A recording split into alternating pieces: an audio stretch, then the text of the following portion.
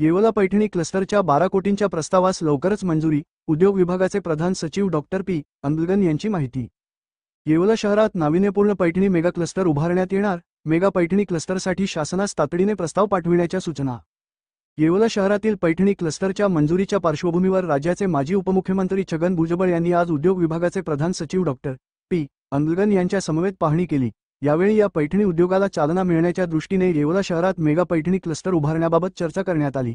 तसेच या ठिकाणी उभारलेल्या इमारतीत आवश्यक सोयी सुविधा निर्माण करण्याबाबत सूचना करण्यात आल्या.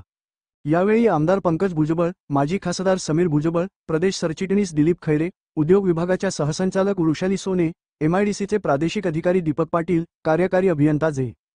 पी. पवार, उपअभियंता चंद्रकांत सुरकार, रचनाकार श्री चौधरी, पैठणी क्लस्टरच्या संचालक शांतीलाल भांडगे, प्रवीण पहिलवान, दत्ता मुंगीकर, संजय विधाते, तहसीलदार आबा महाजन, येवला नगरपालिकेचे मुख्याधिकारी तुषार आहेर, वसंत पवार, दत्ता निकम, दीपक लोणारी, माजी नगराध्यक्षा राजश्री पहिलवान, राजेश भांडगे, संतोष गायकवाड, निखिल जाधव यांच्यासह पदाधिकारी व विणकर बांधव मोठ्या संख्येने उपस्थित होते.